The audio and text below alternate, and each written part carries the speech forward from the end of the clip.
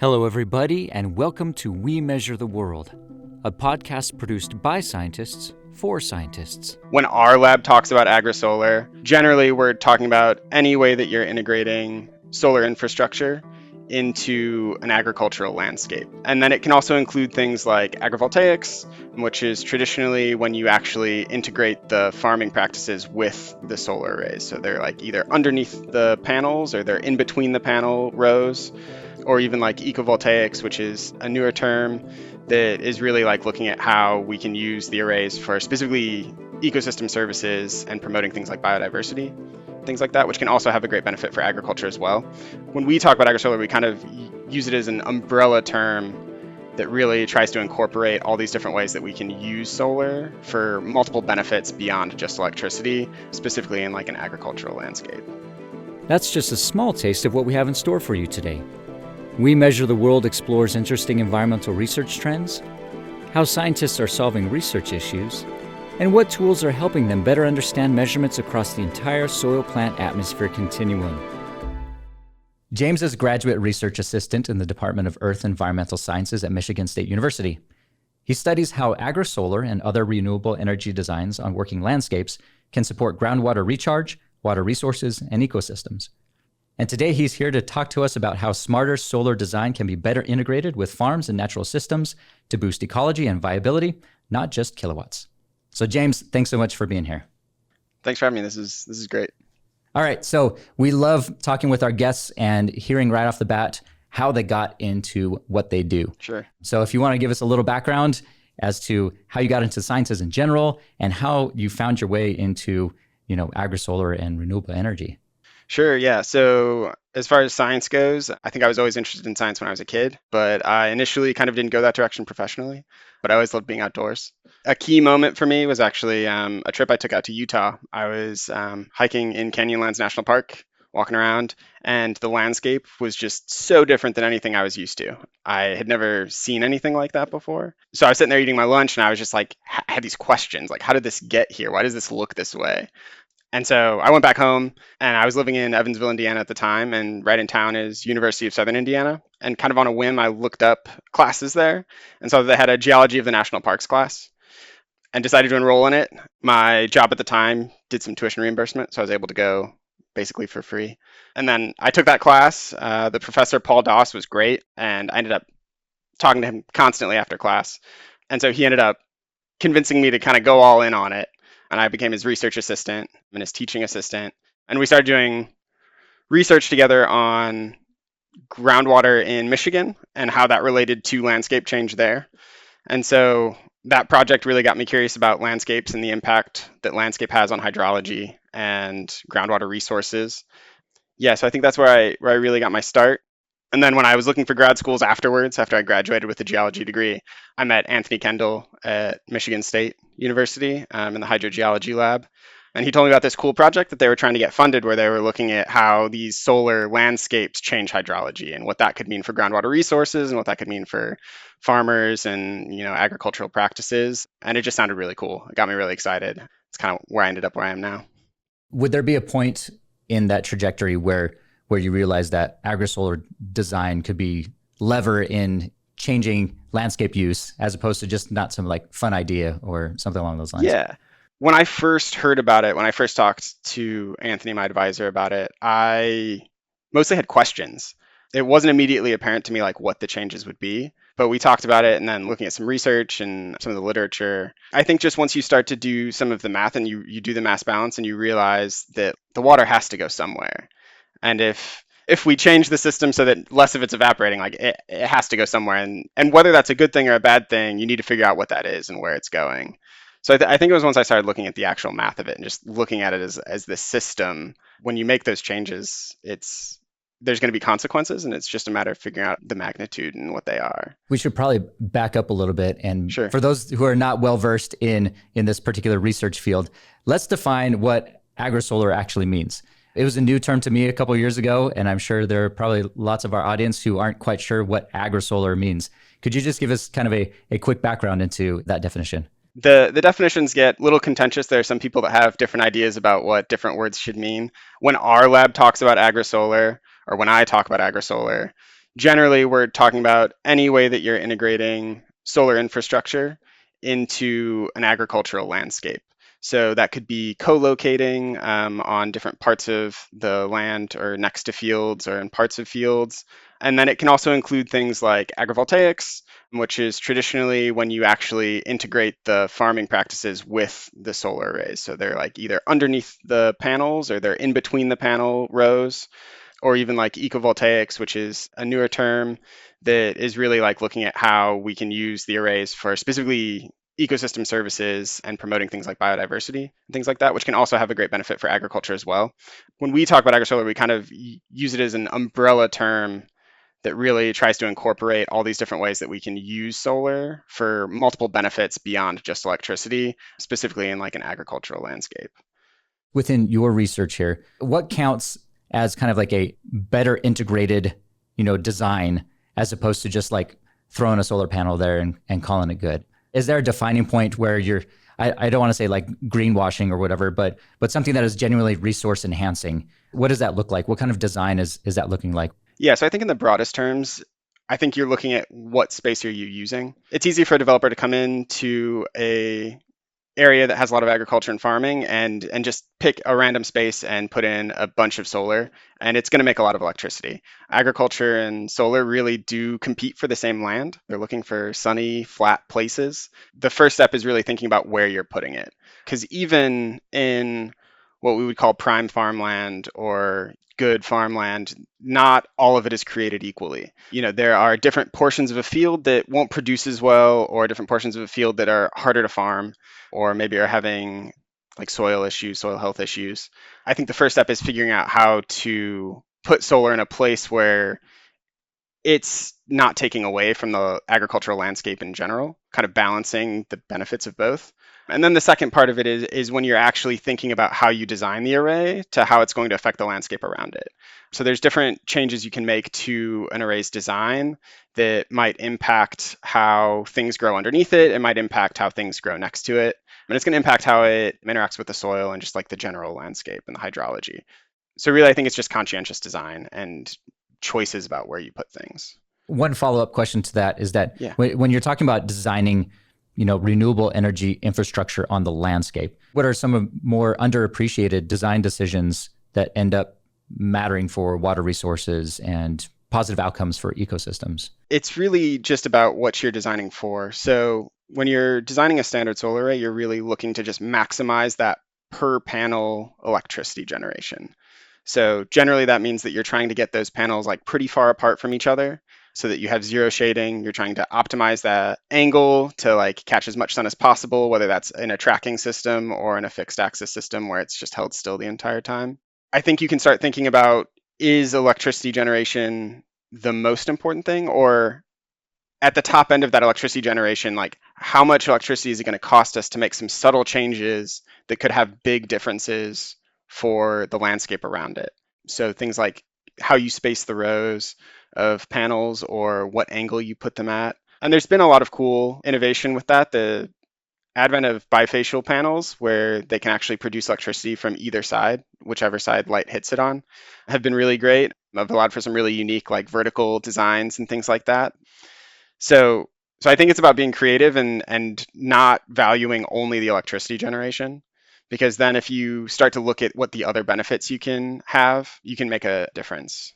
I think an important thing to think about with solar in general is that these are 30-year installations typically. These are long-term changes you're trying to make to the landscape. And so anytime you're making long-term change like that, you want to think about what those long-term consequences are going to be. And so little changes over time can make a really big difference for something like water resources. So let's jump into your current research project. And actually, the location is one thing that I want to start with, where you're working in Southwest Kansas. Yep, just outside Garden City. I want you to kind of paint a picture for us about what that location is like, why that's an important location for this test case. Why is it an interesting location for this intersection of agrivoltaics and also, water resource management? Yeah, so Kansas is really a great place to work for a couple of reasons. First off is the Kansas Geologic Survey is a really great organization that's been doing a lot of great research on groundwater out there forever now. And so we're partnering with Sam Zipper at the Kansas Geologic Survey and Kansas University for this project. And so he's been fantastic to work with out there. Kansas is special because they produce a massive amount of agriculture, especially Southwest Kansas is farm fields as far as the eye can see. And they're dependent on these groundwater resources from the High Plains Aquifer in order to irrigate their crops. And that irrigation is really important for their profit margins. Whenever they aren't able to irrigate or if they have to decrease the amount that they can irrigate, there are real ramifications for farmers' bottom lines out there, which is challenging, especially considering the depletion of the High Plains Aquifer and the challenges that they're going to face to that groundwater resource in the next decades. In certain parts of the High Plains Aquifer, like the Central High Plains Aquifer, it's possible that irrigation could be impossible or very difficult as soon as the next like 30 years, depending on which projections you're looking at. So is a kind of a limited time span on how long this resource might last if we don't find ways to either conserve or like enhance the resource. And then also Kansas is interesting because they do have a significant amount of renewable energy out there, but it's all wind. Like I think 40% of the grid out there is wind energy in that region. But they have very little solar, and they're starting to develop it now. But because they don't have a ton, it means that there's opportunity there for as they build solar and as solar increases its share of the energy infrastructure to like make some early design decisions where you could really make a difference for the community in the long run. An issue with solar development in general is sometimes that it can feel extractive to the communities that it goes into. So developers will come in and they're trying to do their job. They're not bad guys in this situation necessarily. They're just coming out and trying to, find good land that can support a solar array and build it. But often it comes at the expense of, what they view as their landscape, or, they don't really feel like they get a say in it, or it's not really tailored towards them. And so because so much of Kansas is agricultural, it's really a good opportunity to try to present like a new way of approaching the problem and a new way of meeting kind of people where they are and trying to show them a different way to do things that can really have more benefits for everybody, where we can provide them with clean energy that will help kind of decarbonize our energy systems, but then also give them a way to maybe make some more money, whether it's through like a lease of their land or whether it's through them owning arrays and getting direct payments from it. So there's kind of this intersection of issues in Kansas in terms of water resources, the need to decarbonize the energy system, and then also the need to support farmers and the agricultural industry out there in a way that's sustainable for the long term. And broader, that's really important for the whole country because they just grow so much of our food. Mm-hmm. And you mentioned earlier that, and especially with solar, I mean, you mentioned wind there as well. I mean, we deal with that here on the Palouse of Eastern Washington, where we have consistent winds, and we've got wind farms all over the place. And for better or worse, there's some pushback, against having those here, from especially within the agricultural region that we live in. But you did mention that agriculture, and especially there in Kansas, agriculture and solar are kind of looking for that same landscape. Like you said sunny with, lots of consistent sun, flat land. Also, there's that overlap between oftentimes solar and areas that have less in the way of water resources as well. If that's, I'm just kind of working my way around. So again, places that are more arid, or other places like that where water is a much more necessary resource, and especially when you're dealing with agriculture there, if you're dealing with irrigation and other things like that. So there's some pros and cons about that overlap between the landscape that is available and how to use that. So we've actually looked at this a little bit. We used water scarcity product and we kind of mapped it over the world, and then we overlaid it with a global horizontal irradiance, which is generally equivalent to like how much solar energy can you produce in a place. It's a little more complicated than that, but roughly. And they really line up really well. They match really well. All these places that are going to face water scarcity in the next, 10, 20 years are all places that really have a lot of potential for solar electricity generation. And so if we can find solutions that marry those two ideas, I think it could have a lot of benefit, a lot of places. But it's so individual on place and climate as well. So Let's jump in. And one of the cool ideas, and I guess this had never really crossed my mind until I was reading some of your research there, is usually plots of land are designated in grid form, in some kind of square or rectangular form. But when you're dealing with irrigated agriculture, especially on those large plots, you're dealing with pivot irrigation, which are circular usually. Can you tell us about this idea of having kind of the corner of your pivots having better use for them than just kind of sitting there, I guess, fallow or unused? So I don't think that we're the first ever to think of it. It's something that's come up before. I think there was a paper out of Colorado that mentioned it as a possibility at one point. So I think other people have thought about it, but I don't think it's ever been implemented broadly. And so we still think it's kind of an opportunity that we could take advantage of. But yeah, you're right. These pivot irrigation systems, they pump that groundwater and they distribute it really efficiently in terms of how much water they're using to how much crops they're growing. But the place it's inefficient is in the land use. So you end up with like 18% of the field is just these empty corners.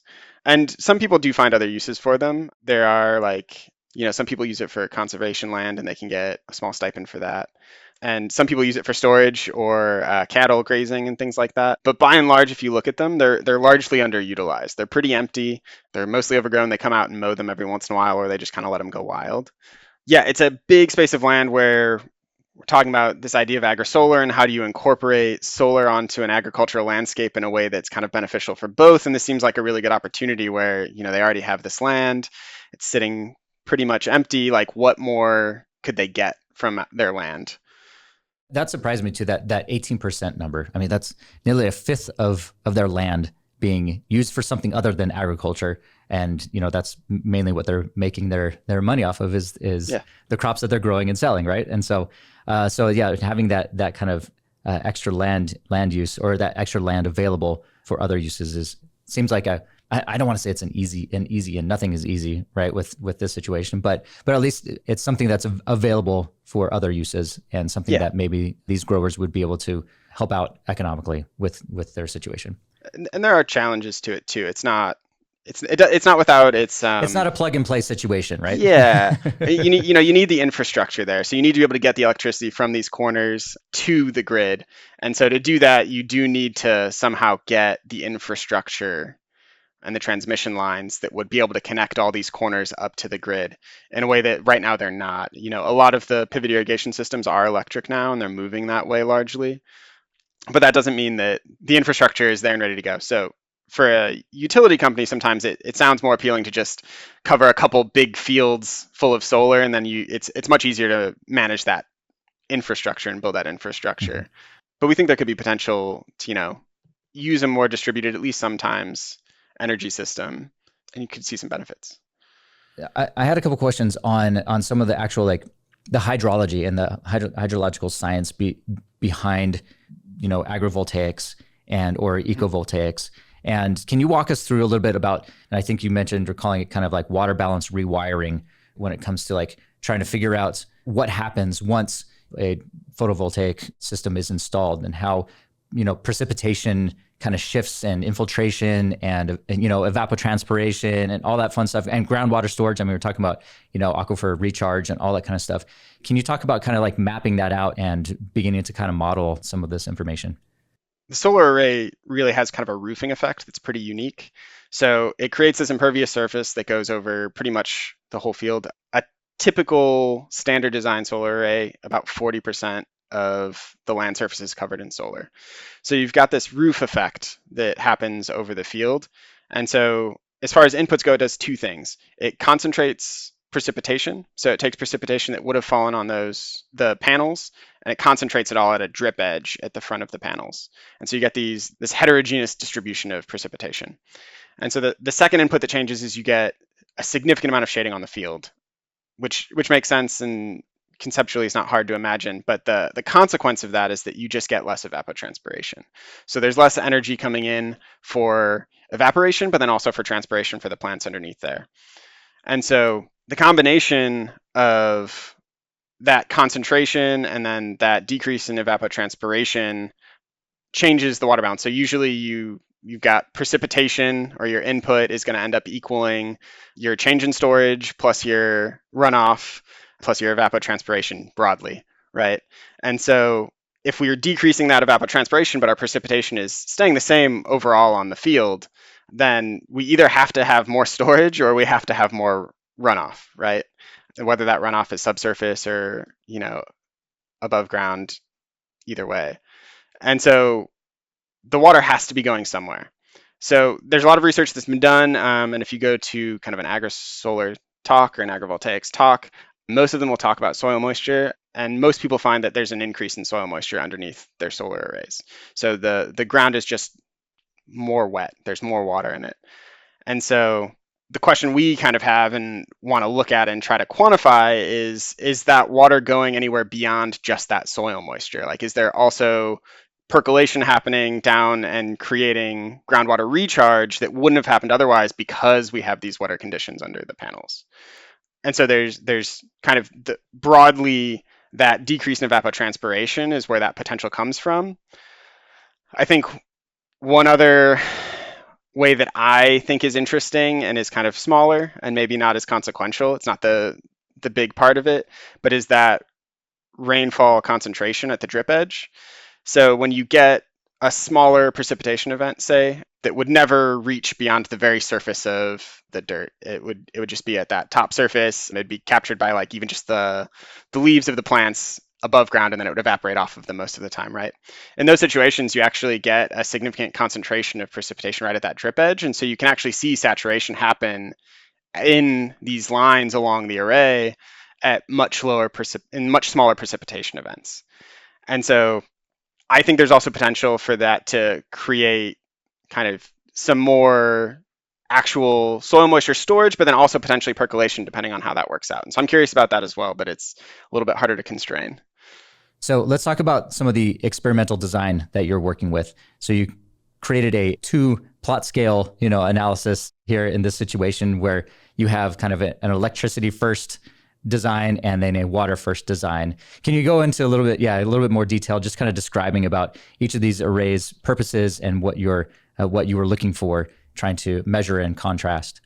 The real question that we're trying to get at and that we're trying to answer is how can array design change the hydrology? So we're pretty confident, the math makes sense, that more recharge should happen and there should be more recharge no matter what kind of array you put down, right? There's less evapotranspiration.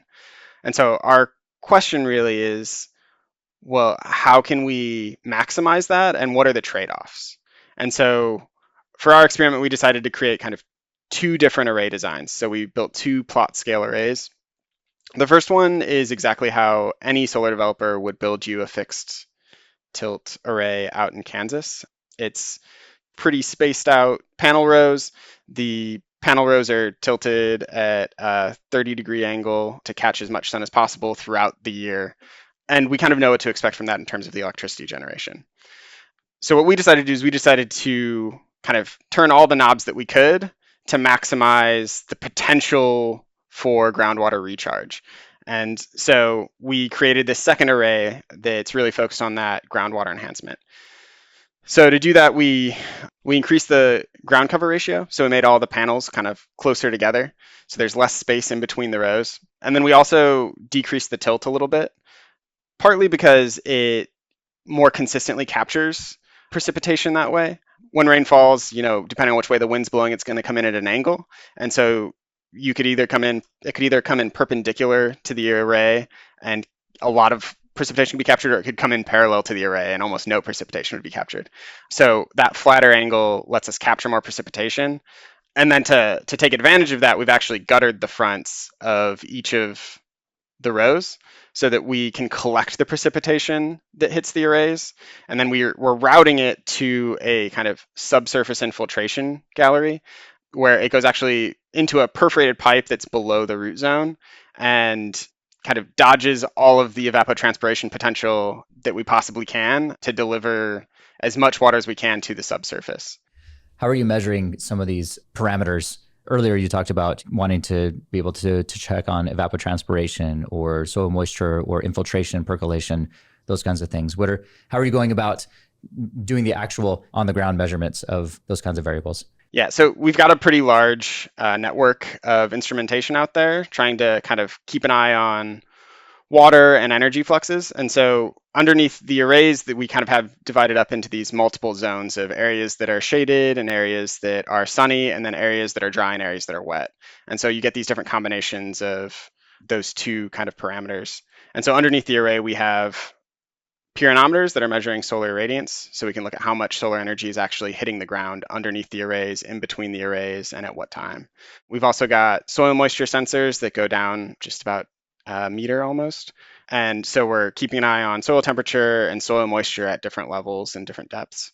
And then we're also looking at kind of the microclimate underneath the arrays. So we've got the kind of temperature and humidity underneath the arrays in case there's any differences there. Everything we would really need to kind of try to constrain evapotranspiration as best we can without directly measuring it. And then we've also, for the entire area, we've got kind of a meteorological station out there that's collecting wind speed, wind direction, precipitation, kind of all your standard stuff. But we have so many different zones and so many things out there that it's a massive amount of data that we're collecting right now. So we're collecting, I think it's around 26,000 data points daily right now. And so it's been a big undertaking to kind of like get that data, quality controlled and analyzed. And I'm really grateful for our team at KGS, who's been mostly handling that for us. Those are kind of a lot of what we have. In order to look at that kind of deeper percolation, though, we also have 3 borehole NMR tubes set up. And so they go down 30 feet. And so KGS goes out there once a quarter and they're running their NMR sensor down those tubes and kind of looking at soil moisture at depths up to 30 feet. And so we've got one of those in our standard array right at the drip edge where we think we'd get the most kind of potential for recharge. And then we've got one in the control zone just so that we can kind of constrain what a standard field would do for recharge. We don't think it'd be much, but if it is there, we need to take it into account. And then also we have one right by our infiltration gallery to see how much water is actually getting down to depth. I don't think we've talked much about NMR in our discussions here. Tell us a little bit more about, or just a little bit of detail about what that does and what it's looking at. KGS is largely handling that for us. But the way it works broadly is that we have this borehole of PVC that goes down about 30 feet that we drilled out and pushed into the ground. And so they back up their truck with a geoprobe, and they dangle this geoprobe down this 30-foot hole, and they slowly lower it. And through the wizardry of geophysics, they can give us a lot of really cool information. And one of those bits of information is estimates about what the soil moisture is for that area directly around the tube. And so we can see really at depth much easier than we would from any kind of handheld instrumentation. There's just not a good way to get that far down and see soil moisture. So it lets us look into a space that we wouldn't have been able to look at otherwise. That stands for, is that nuclear magnetic resonance? Yeah, or something nuclear along those magnetic lines, resonance. Okay, got it. Sweet. That's a new thing for me. I'm always super interested in a lot of the tech that's out there. And I have to ask as being part of Meter Group here, what kinds of Meter Group instrumentation did you have out there in your setup? Sure. So meter instrumentation, we're actually using mostly for kind of our soil characterization. So we've got all this data that we're collecting kind of passively and is constantly coming in. What we're using meter stuff for mostly is actually trying to understand the soil characteristics. So between us and KGS, between MSU and KGS, we have 4 Saturos. And so every time we're out in the field, we're basically constantly running Saturos. They're always somewhere, and then we take brief breaks to go refill the water and run them somewhere else. So we've been trying to figure out our saturated conductivity using those, and figuring out if it's going to change anywhere, through kind of changes in the soil from being underneath these arrays. And then also we take samples for our high prop. So our lab has a high prop, and we've been using it to kind of get the unsaturated hydraulic conductivity, which is really important for us for when we start to look at modeling these things. So we talk about trying to figure out how much less ET happens and how much groundwater recharge happens, and all those things I mentioned. We don't actually have a way to directly measure that, and there's not really a good way to directly measure that. With a plot scale array like this, you're not going to see just changes in the water level in the well at the where they're irrigating at, right? It's not going to have that big an effect. So what we're trying to do is we're trying to constrain all these other variables so that then we can build some hydrologic models to try to get good quantifiable estimates about how much recharge and ET is happening. What are the underlying hypotheses that you're trying to test out about where the water goes and how long it stays available? What are those looking like right now? The depth to water is pretty large in the area we're working in. So the timeline for water getting there is pretty long on the range of, I would think, years probably. But I think the benefits could still be there in the long term. I mean, we're looking at years for how long we have to continue to use that resource. Our hypothesis is that there could be a significant amount of recharge that happens even if you don't do like the extreme version of the array that we built as our kind of groundwater enhancement array. I think ideally the perfect answer might be somewhere in between, where we're prioritizing both electricity and groundwater enhancement. The hypothesis we have is that if we find that sweet spot, we can really produce a significant amount of electricity, but then we can also get most of the benefits for the groundwater recharge as well. And so I think some of the back of the envelope math right now is that if you filled all four corners of a field with our groundwater enhancement array, that the amount of water delivered to the subsurface, how much of that goes to straight to groundwater versus, ends up in soil moisture storage, and at what timeline, not sure. But it would provide as much as like 10 to 20% of the irrigation needs for that field potentially as subsurface water. It's not going to solve all of the problem, but we think it could be part of a solution. Right. And so some of the I guess early signals from the field there, you're seeing that there is some evidence that these, I guess, recharge optimized arrays can enhance, recharge and with deeper soil moisture. What are some of these most convincing early indicators that you're seeing that there can be the enhanced recharge and water availability Sure. in on the landscape there? We're still early in the project, so we just built these arrays in August. So since August, we've kind of done 2 NMR borehole measurements. And so the one we did when we first installed the arrays kind of gave us a baseline. And this most recent one that we did in December actually showed a significant increase in soil moisture right beneath where we've got our infiltration gallery. So far, we're starting to see that soil moisture increase at depth just beneath kind of the root zone. And so we're really excited to keep running those tests and see if we can see that wetting front start to move down that 30-foot tube. So we it looks like it's starting, but time will tell. All right. We'll see. And like you said, you started that in August, so it's been, only a few months at the time that we're recording this. So Yeah. we'll check back with you in a few months to years and see. Hopefully not years, but you did mention working and modeling the situation. One of the issues that I guess would come up in this situation is you're dealing with kind of heterogeneity of the landscape there. Like you said, you've got roofing effects and other things going on. You have the various different situations with the different arrays working there. Yeah, how are you dealing with that kind of issue when it comes to spatial heterogeneity and trying to model the hydrologic fluxes that are happening in those spaces? Yeah, so the approach we're taking right now is we're trying to use 1D modeling at the moment, which is complicated a lot by that heterogeneity you're talking about. Ideally, you'd want to use 2D or 3D potentially. But our goal is to build these models that we can make very repeatable for lots of different places, because I think I mentioned is we'd love to scale this up and kind of see what could the regional impacts be, so beyond just a single farm. And so we're trying to come up with ways that we can model this efficiently. And so one way we're looking at is we're collecting all this data for all these different zones, and so we've got that for kind of ground truthing. But then we're also running models that aren't hydrologic models, but are solar irradiance models. So something commonly used in kind of the solar development side of things and is these irradiance models. And so we're utilizing them to actually look at how much solar radiation hits the ground underneath.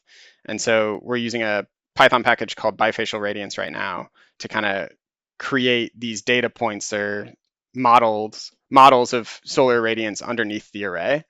And so combining that with a model that we built for trying to look at how that precipitation is divided up, and that heterogeneity in the precipitation based on wind speed and direction, as well as the amount of precipitation. We're looking at trying to figure out how can we define these clusters of areas, these spatial areas that kind of have common hydrologic features. So they get similar amounts of precipitation, similar amounts of shading, and then create kind of individual 1D model zones for all of those different areas that we can kind of cumulatively sum up to see like a net effect overall for the array. Got it. So you've got these hydrologic zones that you're working with in order to model those out. You also talked about you would prefer to have 2 or 3D, multiple dimensions that you're working with. Is this something where you feel like the data that you're gathering, you'd be able to kind of expand these models into something a bit more robust and descriptive or even predictive? Yeah, so I think what we would like to do is if we could, I think it would be nice if I could compare the method that we're trying to create right now with these 1D models to a 2D model or a 3D model and kind of do both, because there are real advantages to the 1D model in terms of computational power and also just the inputs. We're using Hydrus right now. And so for Hydrus 1D, there's a Python package and there's a way to use Python to kind of automate a lot of the process for the models, which makes running them much more efficient and faster and makes expanding them to other areas and other farm fields as a tool much easier than it is to use like the 2D models. And so I think if we can maybe use a 2D model to validate kind of the 1D model, it would be really great in terms of being convinced of the robustness of the method. But I think there's real advantages to potentially being able to look at the region using 1D models if we can kind of dial it in and make it as accurate as possible. You've mentioned also that ground cover ratio is kind of a key element here as well. Is there a rule of thumb when it comes to design about ground cover ratio and especially when you're dealing with kind of these agrisolar in these pivot corners and those kinds of things? What might a rule of thumb be, or multiple rules of thumb be for that situation when you're dealing with ground cover ratio? Ground cover ratio is going to be variable depending on where you're at. So depending on your latitude, kind of north-south, is going to change how closely you want to space your panel rows. So as you get further north, the sun's going to be kind of lower on the horizon, even at midday.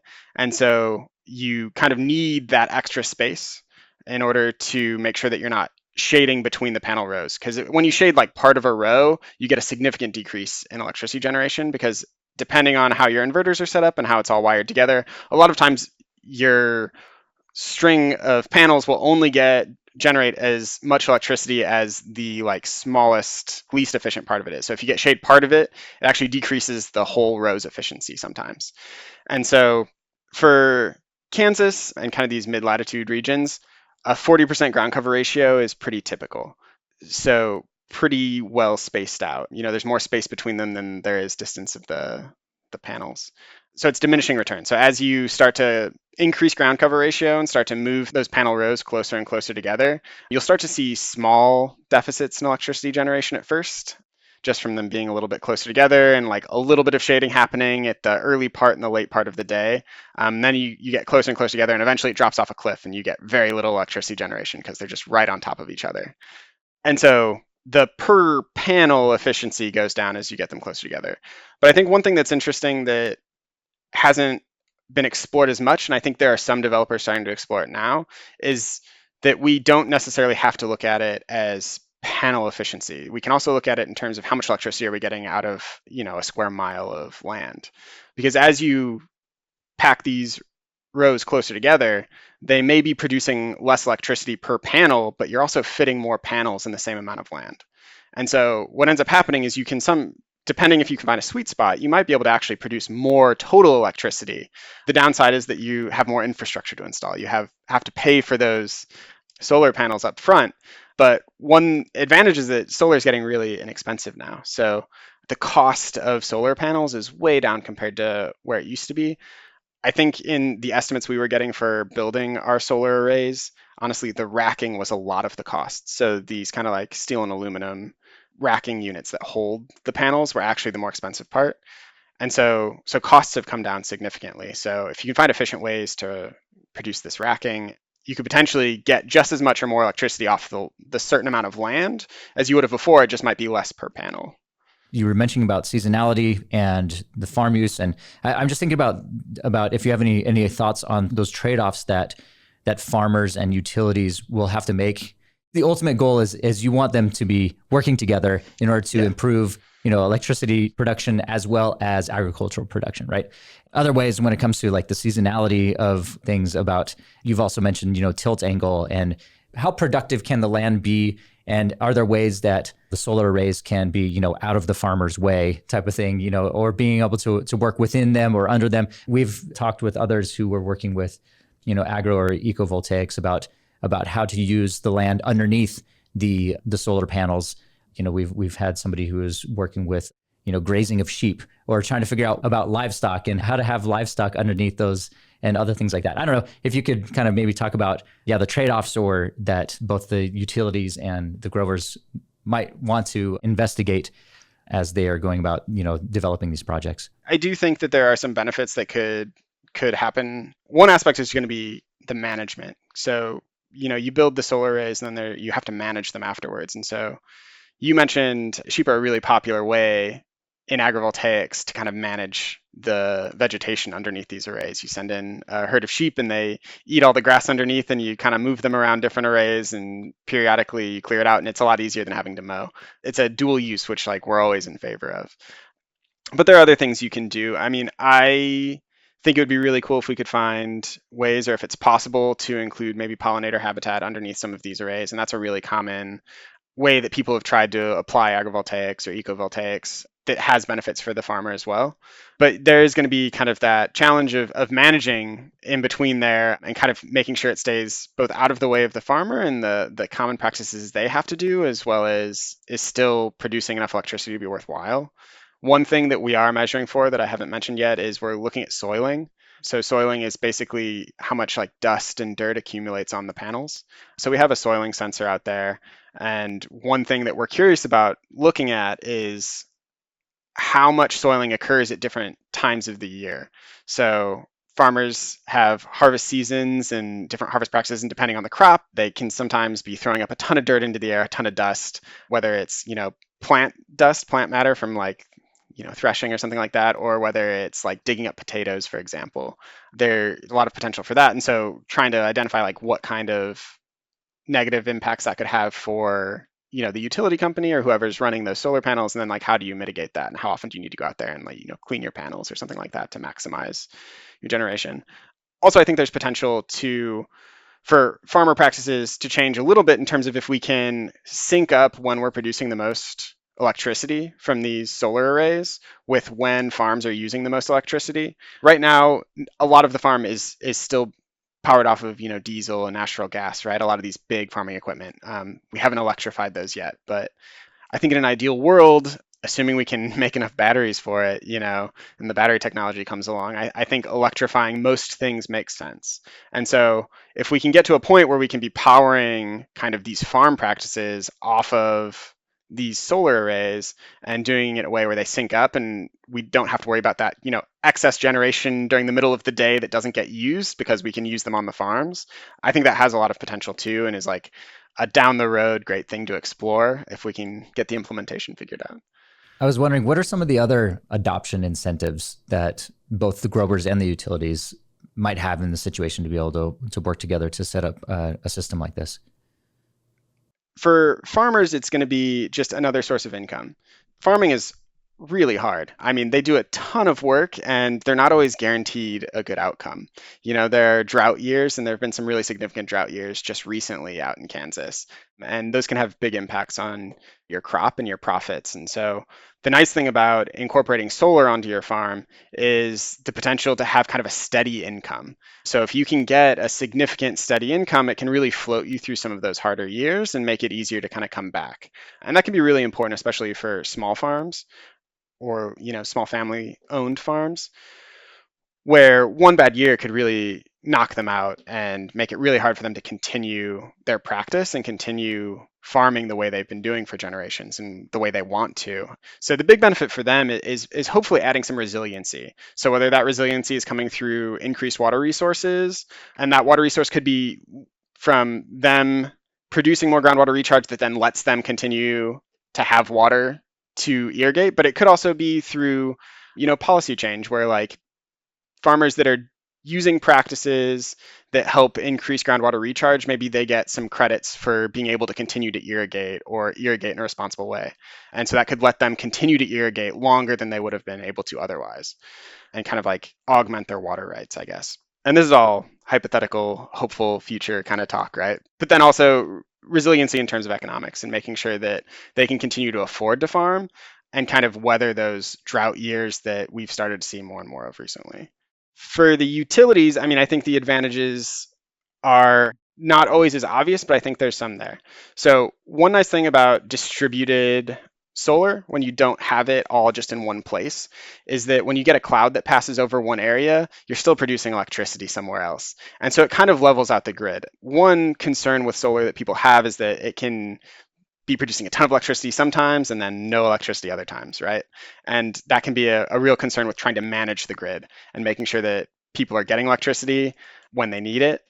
And so having it distributed like that does kind of buffer some of those swings that can happen in electricity production. I also think incorporating it onto farms is potential for farmers to work with them and like, have someone out there who is kind of already a land manager, someone who already cares about the land, is already taking care of the land, is going to be out there almost every day and they're going to see if there's a problem with the solar array. They're going to, be able to take care of the land the way they always have in a way that I think could benefit the utility who cares about their infrastructure staying usable. So, Right. I guess what are some of the other constraints about scalability when it comes to a setup like this and that you're proposing here? scalability, honestly, there's more corners than we need to produce the electricity we need out in Kansas, right? Like we've got a lot of land out there. It's a really picturesque. If you go to our experimental site and you stand and look at our two arrays, you can actually see in the background there's a coal power plant right there. And it's got a capacity of like 350 megawatts or so. And so to get just the same nameplate capacity as that, you actually only need, I think it's like 40-ish fields worth of pivot corners. And so like to put in context, just the county we're working in, they have like 1,500 pivot irrigated fields in just the county alone. And so it's one of those things where like there's plenty of land that's in these corners that we could use for solar. For us, I think one thing that we want to think about is like which of those corners are going to have the most benefit, right? So which of those corners are, a sandy loam that might have a higher conductivity and produce more recharge versus, something that's got more clay and is going to like inhibit that. And so I think being strategic about not just using corners, but like which corners we use could be important in terms of making sure we're kind of maximizing the potential. Right. With it, as we're kind of wrapping up, I got a couple questions about application Sure. elsewhere. So yeah, if you were to kind of generalize beyond these pivot corners, if we like zoom out from even from Kansas or how could your findings, I guess, translate to other landscapes? So whether it's dry farming or rangeland, even like orchards and vineyards, other places like that. Do you see the any possibilities for those kinds of applications? Solar has been, agrivoltaics has started to kind of become more of a thing. And there's lots of places where we're looking at using that. Orchards, you mentioned, is a great example where people are starting to look at, can we put solar in these orchards and kind of like increase our productivity of these plants, especially in a changing climate. I do think climate has a lot to do with it. So a lot of agrivoltaics that has happened so far has been in kind of the arid West, where things are like it's water constrained, right? And so decreasing that energy means you have more water. I think when you move to more humid, kind of temperate environments, that's where I still have a lot of questions about like what will the consequences of that be? Like there might be areas where trying to increase the groundwater recharge with your solar array might not be a good idea. Here where we are in Michigan, things are very wet. There's shallow groundwater everywhere, not everywhere, but a lot of places. And so if you're increasing the recharge there too much, I mean, maybe you start to see more erosion than you want or like higher water tables in a way that isn't as beneficial. So I think it's about being conscientious and trying to take the kind of lessons learned there, but then when you apply them other places, you really have to look at the place and really take an inventory of what's there and what the climate's like and what the landscape looks like. I think it could look really different if you went somewhere else. And I think that's something that our lab is curious about and is like wanting to continue researching in like our future projects. Mm-hmm. We really haven't touched much on the ecology side of things as well. And what do you see might be the benefits on ecological outcomes when it comes to ecovoltaics? Or we've been specifically talking about agrisolar and agrivoltaics here, but we haven't really touched on the ecology side of things. You mentioned like pollinators and having other things, soil health, all that kind of stuff.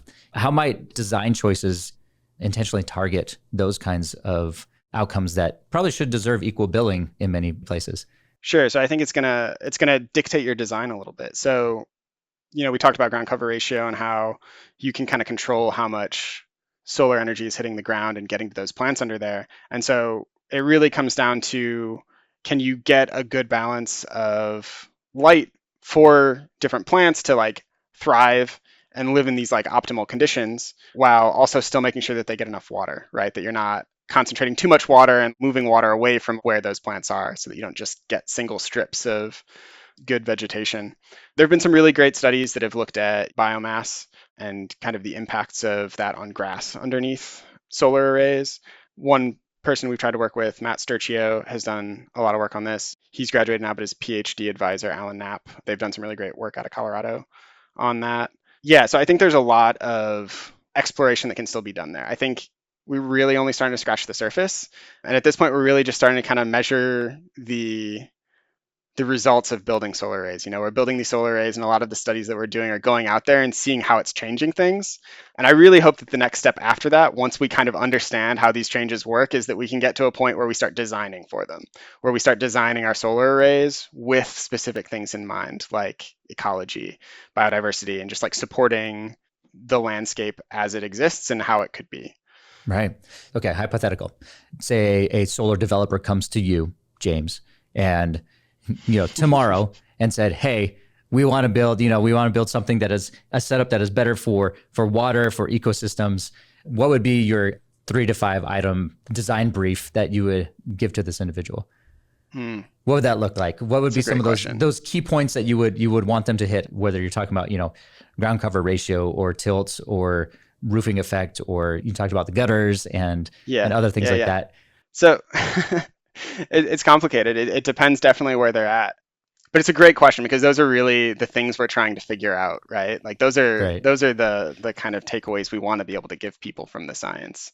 I think right now the thing I can say for sure is like thinking about your vegetation management plan beforehand. Having an idea of like what vegetation you're going to have under there and whether the way you're building your array is going to support that or not.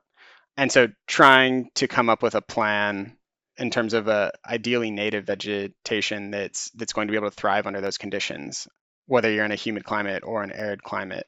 Can I talk a little bit about something like we're looking at doing in the future? Yeah. So for this project, we want to scale up and we want to look at like what the kind of regional consequences of these kind of designs could be. But a separate project that kind of we're looking at for my PhD is really hopefully eventually getting to the point where we can build what we would like to call the agrisolar lab or an agrisolar lab, where we have replicate plots of different solar designs where we can really try to answer these questions that developers might have. So in terms of like, what are these trade-offs between ground cover ratio? What are these trade-offs between panel tilt? And also like different vegetation management plans or the different type of vegetation you could grow under there, and what are the benefits not only for the landscape but also for the electricity production. What are those trade-offs? And so right now we've got kind of the seed funding from Growing Convergence Research grant from the National Science Foundation that my advisor Anthony Kendall wrote the proposal for and is kind of like the lead PI on. And so we're super excited about that and working on that and hoping that we can keep this thing rolling and get it to the point where we can actually build this lab out at MSU that would let us answer those kind of questions directly and tailor some of our work to the questions developers have. The thing about science, and especially the science I want to do, is that I want it to have a benefit for the world. Like I want there to be outcomes that are applicable. I want it to be able to be applied. And so part of that is communication and being able to like tell people about your research and like show them how it matters to them. And then some of it is also finding out what people need to know, making sure that we're asking the right questions in our science. And so I think that's a big part of it. And I think that's something that we would love to continue to do. Awesome. Along those lines, final question.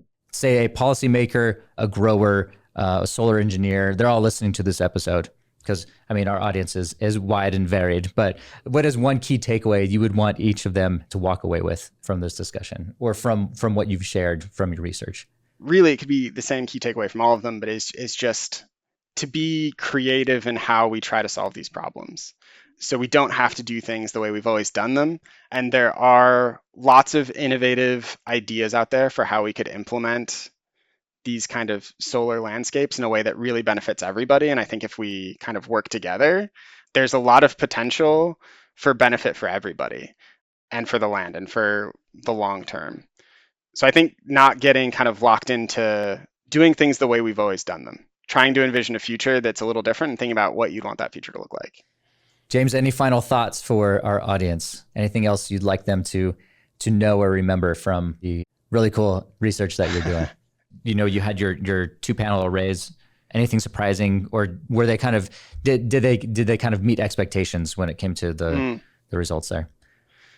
So the first part of my master's has really been designing these arrays. So, I showed up at MSU and kind of the first thing I did was just a ton of literature review trying to figure out, answer these questions about array design and like, what are the consequences of different array design? And as a master's student, I was really kind of given just free reign on that. And so I was going to these meetings and I was showing up and I was like, oh, here's this idea I have for a design, like kind of sketches and ideas. It's been really surreal to get to August and all of a sudden those things that I had just been drawing were like built and in the real world. And it's been really cool to see something actually get created off of kind of the work you were doing and kind of the research you were doing and have it be real and in the world. And so getting the data and seeing the data come in has been so enjoyable just from the standpoint of like getting to see the process from the very beginning and the kind of the conception. So I'm just really excited to see how it turns out and how the data hopefully supports our hypothesis. Awesome. Well, our time is up for today. Thank you again, James, for being here, for having this discussion. We really appreciate you taking the time to share your research with us, and it's been a very interesting conversation. Yeah. Thanks for having me. It's been really great talking to you. Awesome. And if you in the audience have any questions about this topic or want to hear more, feel free to contact us at metergroup.com or reach out to us on Twitter at meter_ENV. And you can also view the full transcript from today in the podcast description. That's all for now, and we'll catch you next time on We Measure the World.